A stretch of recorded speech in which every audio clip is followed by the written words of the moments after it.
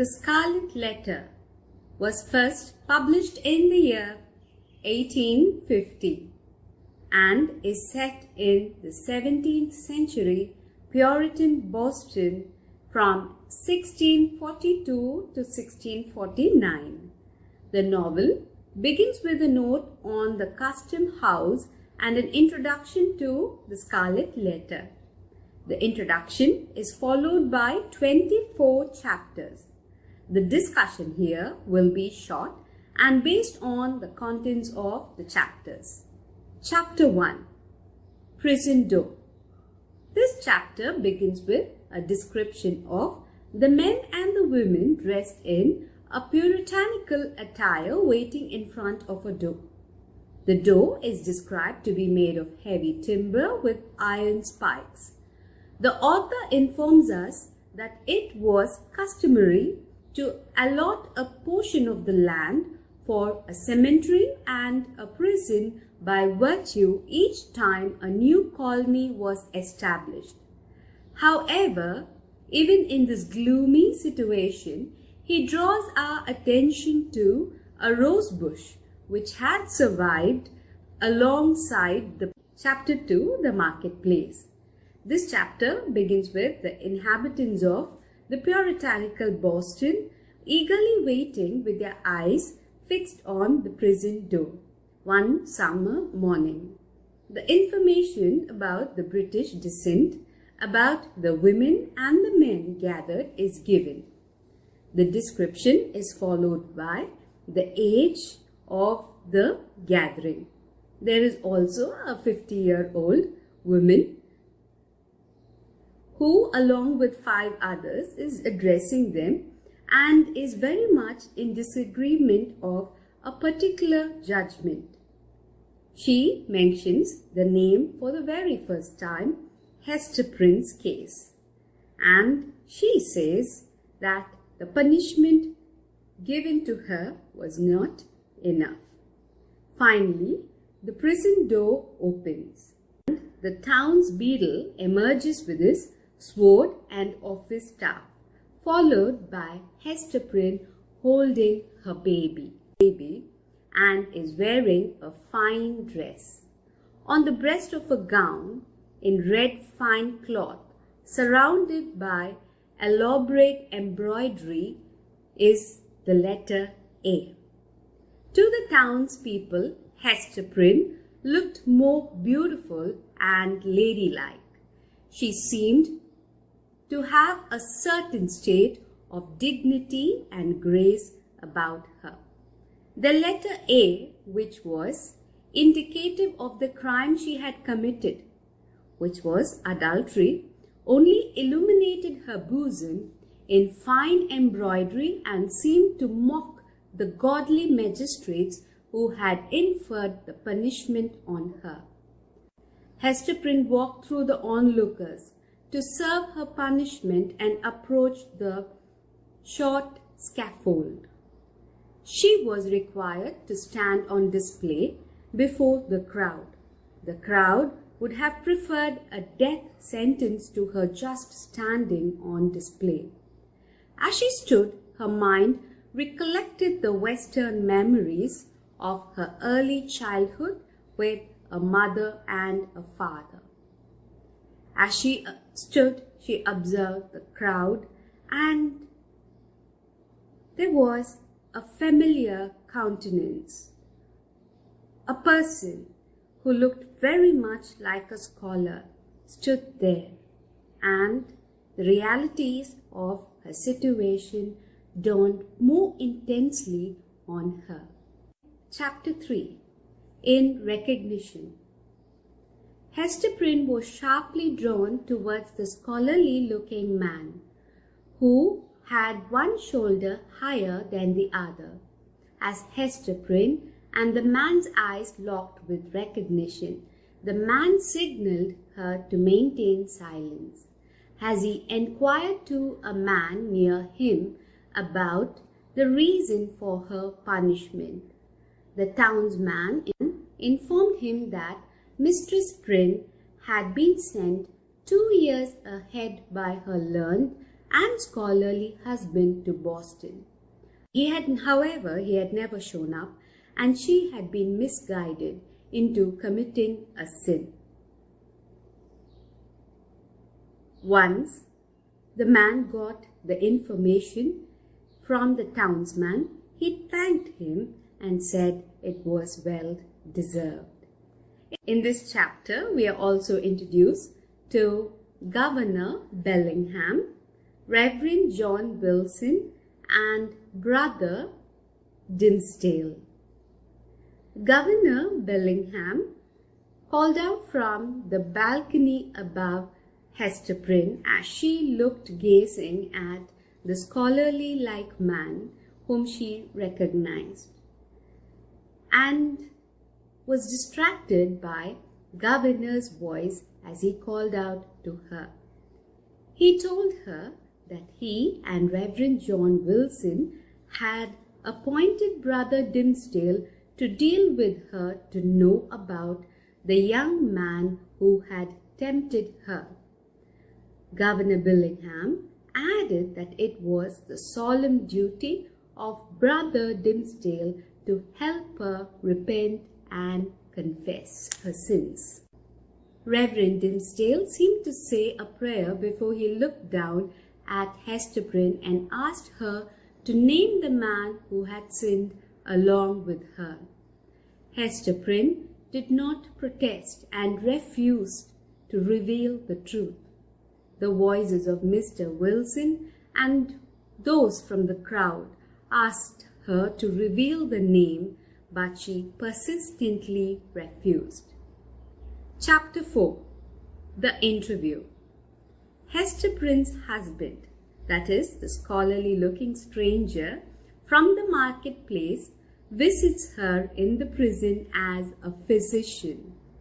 He administers medicine to the infant and to Hesterbrin. Once she is calm, he then has a quiet conversation with her. He had committed adultery and asked her to stop protecting him. However, she refuses. So Roger Chillingworth departs from her with a promise to seek out the man through his knowledge, and at the same time makes her promise that she will not reveal the truth about their relationship to anyone. Chapter 6. Pearl. Here we are introduced to Pearl, Hesterbrin's daughter. The child did not have any qualities of a pearl. She wasn't calm, neither was she white. However, she was her mother's only treasure, and Pearl is described in the narrative as a package of many children put together. She was a wild flower, pretty and plump, with a trait of passion. She is described as a child who would not be amendable by any sort of rules. Hesterbrin often thinks that her daughter is more like some sort of an airy spirit, because Pearl neither was capable of socializing with the other children. She screamed and more often exhibited the nature of a wild spirit. Chapter 7. The Governor's Hall. Hesterbrin in this chapter visits the mansion of Governor Bellingham to deliver a pair of gloves which he had ordered to wear at some state occasion. However, the delivery of the gloves was just an excuse. The governor was actually busy working on a plan to separate Pearl from Hester. He had his plans based on principles of religion and government, and he was planning to transfer her custody to guardians who would prove to provide better prospects for Pearl. In this chapter, we have vivid descriptions about the puritanical mansion of Governor Billingham and his lineage. Chapter 8, The Elf Child and the Minister. In this chapter, Hesterbrin waits for Governor Billingham to enter his mansion.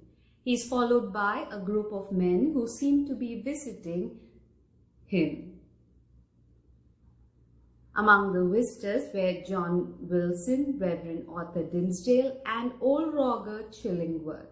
Chillingworth had in fact become quite close to Reverend Dimmesdale as he was his physician. We see Governor Billingham discussing the status of Pearl with Hesterbrin, who tries to defend her cause and says that she was capable of raising her daughter with good guidance because of the lesson she had learned from her folly and the punishment which resulted from it. An argument progresses as the governor tests the religious knowledge of Pearl. However, Pearl refuses to answer the questions she knows. Towards the end of the chapter, we observe that Hesterbrin turns to Reverend Dimmesdale for support in order to help her have Pearl's custody. Chapter 9, The Leech. Chapter 9 details Roger Chillingworth's knowledge of traditional and indigenous medicine and how his knowledge had earned him the good association of Reverend Dimmesdale as he came to Boston and settled with the townsfolk. The narrative gives us a sense of Chillingworth's analysis of his patients, where he believed that it was important to know the ailment and the patient personally for a better understanding to the kind of treatment which he ought. This chapter also gives us details as to how both Reverend Dimmesdale and Mr. Chillingworth lived together in the same house. The priest performed his religious duties and the doctor set up his lab in the same house for his medical study. However, towards the end of the section, we also find that there is a comparison of God's angels and Satan living together under the same roof. Chillingworth, in fact, is termed the Leech. Chapter 10, The Leech and His Patient. This section reveals a discussion between Chillingworth and Reverend Dimmesdale. It broadly relates to aspects of hidden or untold guilt and sin. Secrets a man carries with himself to his grave, besides the option of confession existing in the puritanical society. The author, as I observe, has cleverly slipped in a mention of Bunyan's Pilgrim's Progress to hint and stress on the puritanical beliefs once again. In the end of this chapter, we see that a much awaited information is revealed to Roger Chillingworth as he stumbles upon a discovery which Mr. Dimmesdale had secretly hidden with his vestment. Though we aren't given much of an information about the discovery, we get an understanding it was something that astounded Roger Chillingworth. Chapter 11, The Minister's Vigil. In this chapter, the narrative reveals Reverend Dimmesdale going up and standing on the scaffold.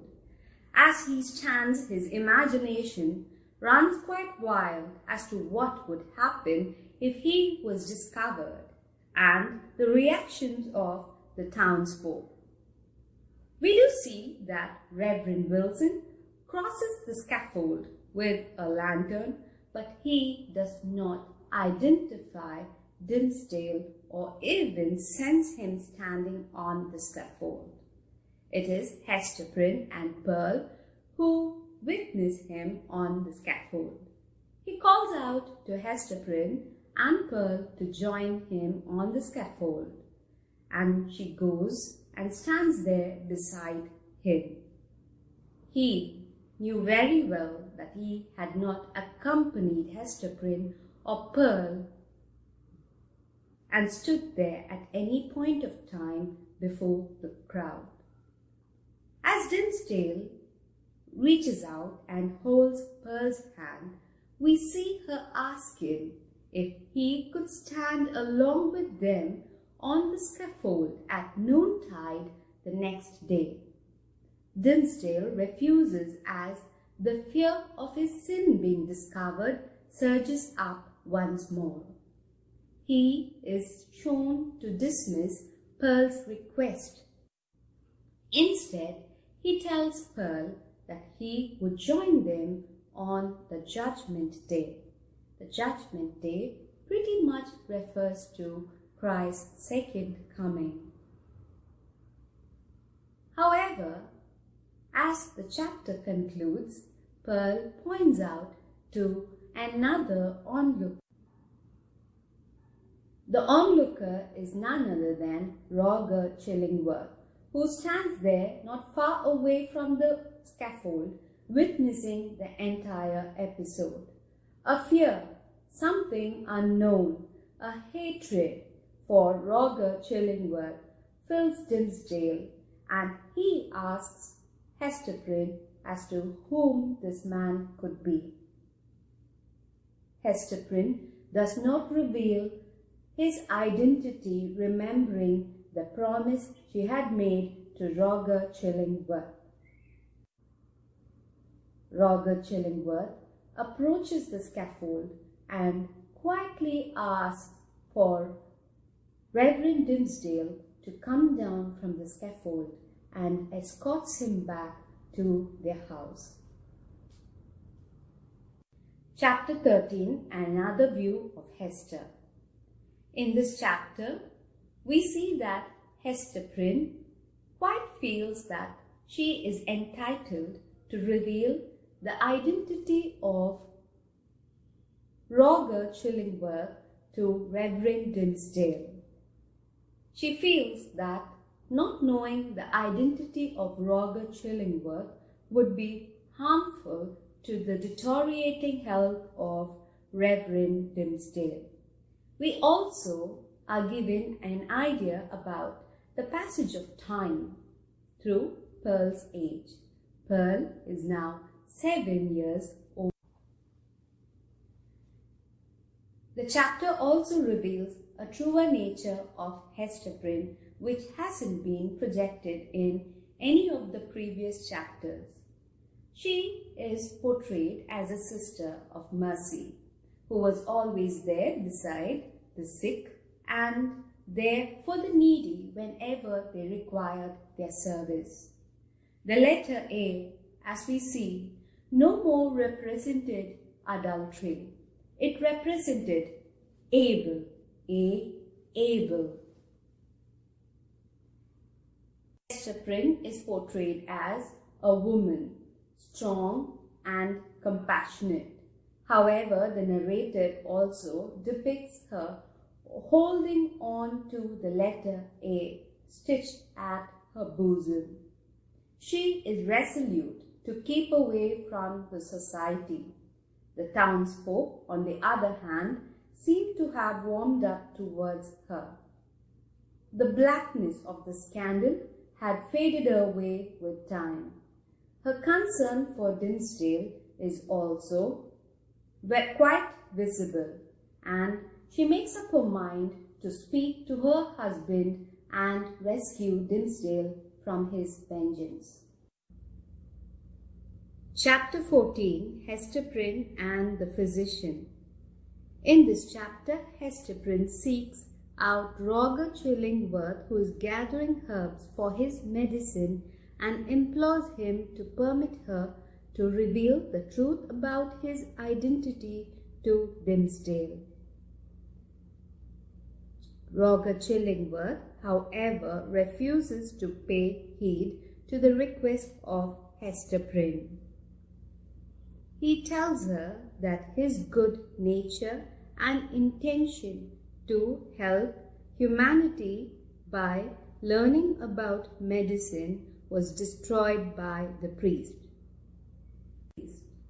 All that he could think of was taking revenge on this man who had destroyed everything for him.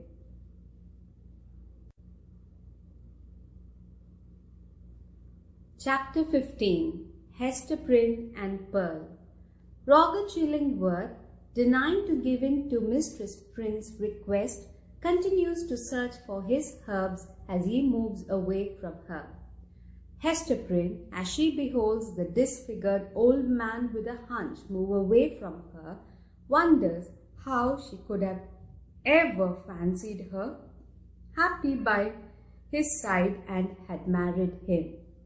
The extent to which she hates him dawns upon her as she senses his betrayal. Hesterbrin seeks out Pearl, who had by this time began playing with seaweeds. She had picked up an eelweed and placed it on her bosom, similar to Hesterbrin's Scarlet Letter A. Hesterbrin reaches Pearl, and upon seeing A, questions the child if she knew what it meant. Quite surprisingly, Pearl responds with a statement that her mother wore the Scarlet Letter for the same reason for which the minister kept his hand upon his heart. As the chapter ends, we witness Pearl questioning Hesterbrin to enlighten her with the meaning of the Scarlet Letter which she wore on her bosom, and also the reason as to why Minister Dimmesdale kept his hand upon his heart. Chapter 16, A Forest Walk. Chapter 16 bears witness to the resolve of Hesterbrin once again. Determined to reveal the truth about Roger Chillingworth, she decides to seek Reverend Dimmesdale, who had been summoned to visit an Indian convert. She, along with Pearl, walks through the forest path and settles down on a particular spot with Pearl. Pearl inquires of Hesterbrin about a black man and if she had ever met him. Pearl also informs her that she knew that Mistress Hibbins had met the black man who made people he met in the forest sign his black book. Hesterbrin, in her manner of her own, informs Pearl that she had met the black man once, and yes, she agreed that it was because of this meeting she wore the letter A on her dress and that it was his mark. Hesterbrin informs Pearl that she was free to play around, but return once she was called for. Pearl runs away to play, and Hesterbrin beholds the minister walking, holding his staff and holding his heart as well in a similar fashion which Pearl had mentioned. Chapter 17. The Pastor and his Parishioner. Hesterbrin and Arthur Dimmesdale meet each other and settle down to talk in a spot where Hesterbrin had previously been with Pearl. As Hesterbrin and the minister meet each other, they speak with great familiarity and inquire about each other's condition and state of mind, if the other had managed to find some peace. The clergyman responds to Hesterbrin's inquiry and discloses that he was not able to find peace because he was filled with falsehood and emptiness.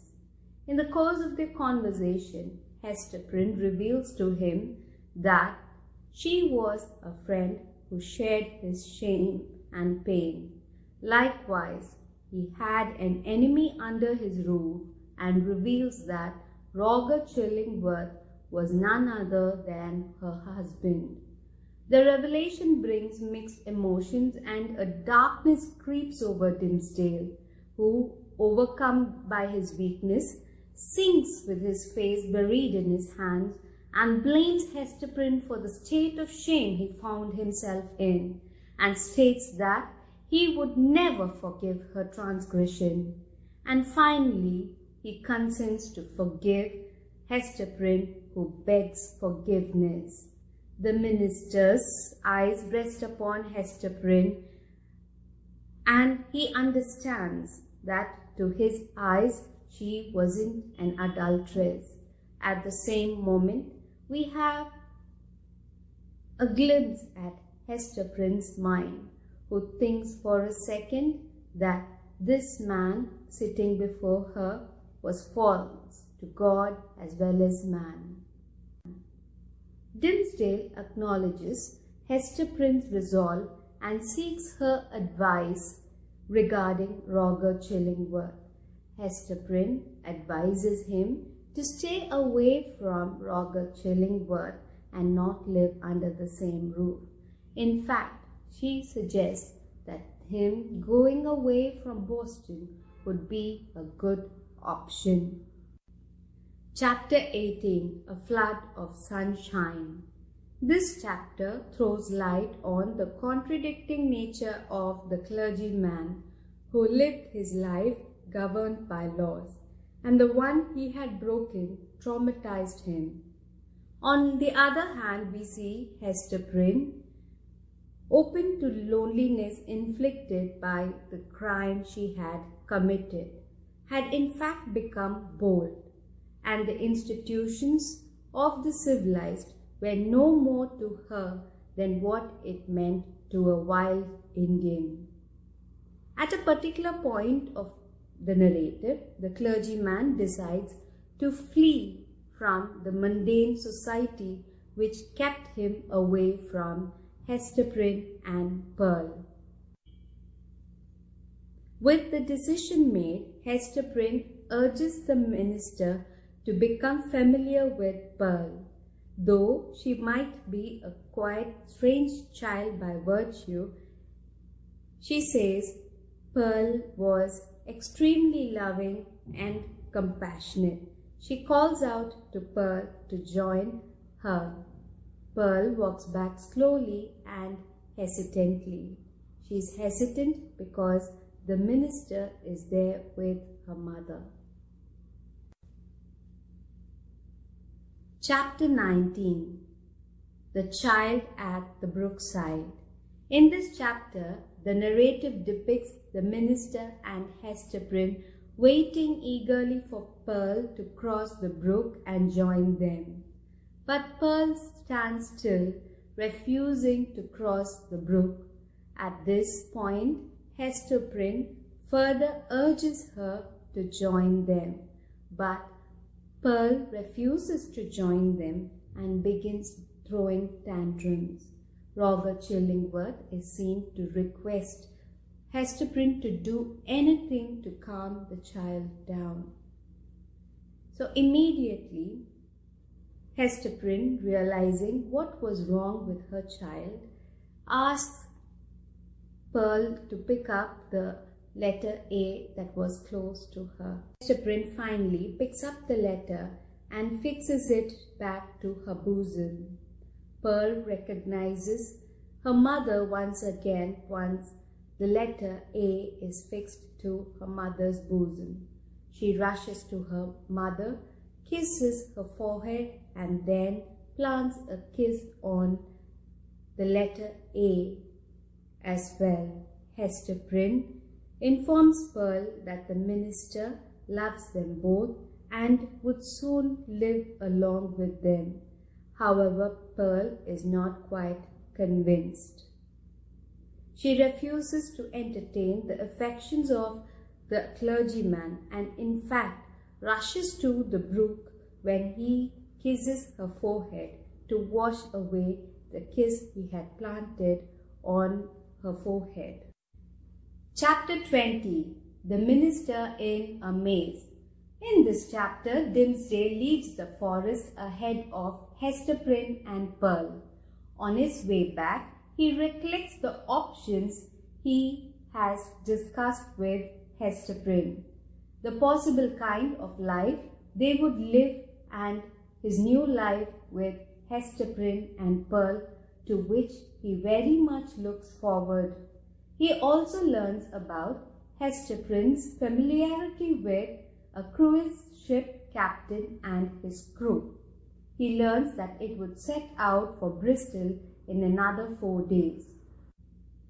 His thoughts are revealed that he intends to complete his election sermon before he leaves the town, that being in terms of leaving no unfinished business behind. As he walks on, he meets his deacon, the eldest church member, and the youngest church member, whom he is quite tempted to speak to them in a mischievous manner. However, he succeeds in holding back his tongue and not giving in to temptation. He perchance meets Mistress Hibbins, considered a witch lady, who seems to hint that she pretty well knew where he had come from. The minister returns home and sets out to resume his work.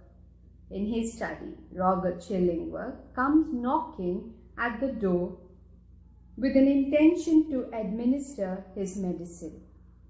But Dimmesdale refuses fervently to take the medicine and resumes to write a new election sermon, having regained a new energy and spirit by form. Chapter 21. The New England Holiday.